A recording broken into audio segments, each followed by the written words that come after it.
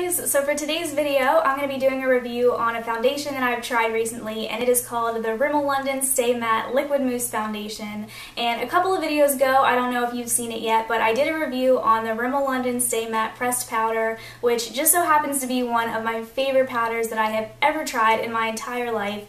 It is completely amazing, and in that video, I talk about all the things that I really like about it. So if you haven't seen it yet, go check that out. I'll put the link to it in the description below so you can get to it easily. If you were looking for a new powder to try, I definitely think that you will love that one. So when I figured out that they had another Stay Matte product, I knew that I had to try it. So to be honest, I have very mixed feelings about this. There are a lot of things that I really like about it, but there are some things that I don't really love. So I'm just going to talk about those things in this video, and I hope that you guys enjoy it. So let's just go ahead and get started.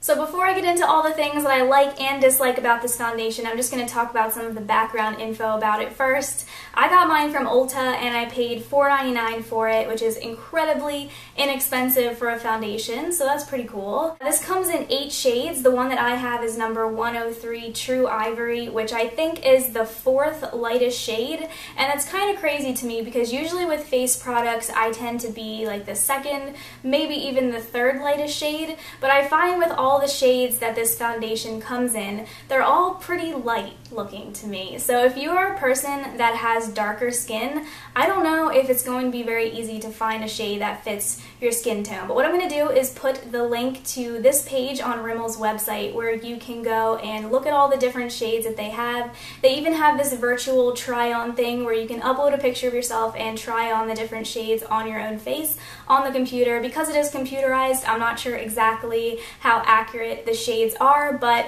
it should give you a pretty good idea of what shade might be the best for you.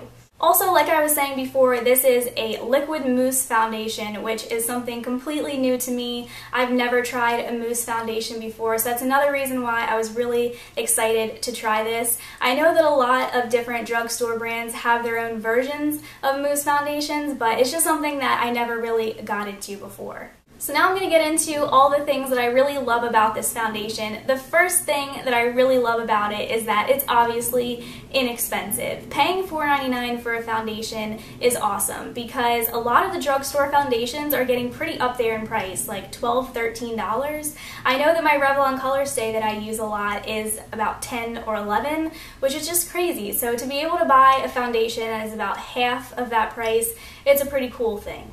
Another thing that I absolutely love about this foundation is that it has amazing coverage. One of the reasons why I started using the Revlon Color Stay foundation a couple of years ago is because I heard so many people raving about how great the coverage of it was and that it just covered up every single one of your imperfections, and I definitely agree with those people. It is an amazing product, but I never thought that I'd be able to find anything that exactly lived up to it with the coverage, but I think that this product might be it. When I first used it, the coverage of it was amazing. That is the first thing that I noticed. It covered up every bit of redness on my face, every single acne spot, and that's something that I really haven't been able to find with many foundations, which is why I haven't really strayed far from the Revlon Color Stay, because it just feels very comforting to me, knowing that it covers up everything I don't want other people to see. I think the reason why this covers so well is because it has a very thick consistency to it, but when you think thick consistency, you think that it's going to feel very gloppy and heavy on your face, but it doesn't at all. It's just absolutely amazing with the coverage. If you need something to help you cover up all of your imperfections, I definitely think that you will love this. Unfortunately, all the love pretty much stops there because now I'm going to be talking about some of the things that I don't really love about this foundation. And the first thing that I don't love about it is that its claim to keep your face staying matte all day isn't very accurate. I don't have very oily skin. It's not usually a problem for me, but I find that about 3 to 4 hours after I apply this to my face in the morning, my face starts to feel a little bit greasy or oily throughout the day, which isn't necessarily a deal breaker for me because I could just apply some some powder and it would be fine.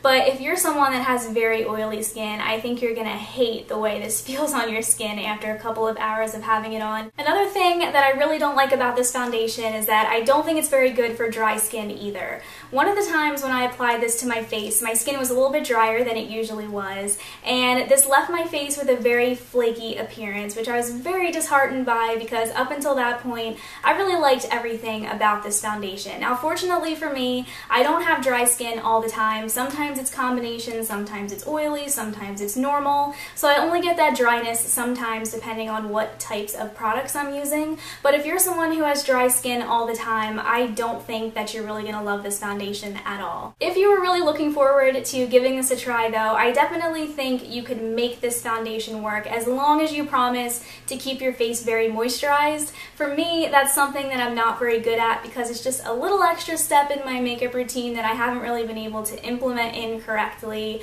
I know it's really bad not to moisturize, but it's just something that I really can't do. One of the last things that I really don't like about this foundation is that it has a very odd scent to it.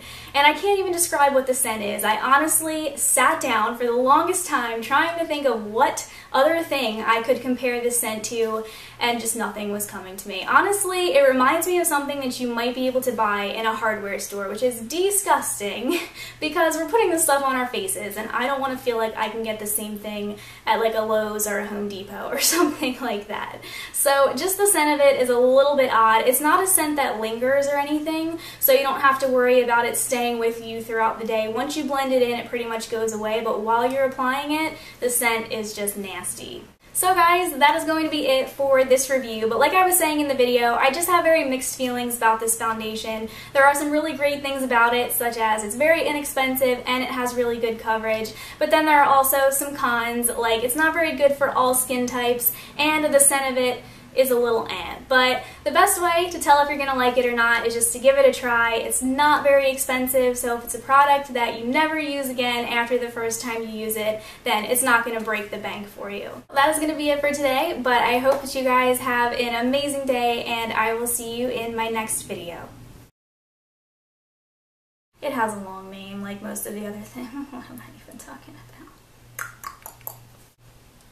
See it? Oh my gosh, this is so bad. I can't even find my words.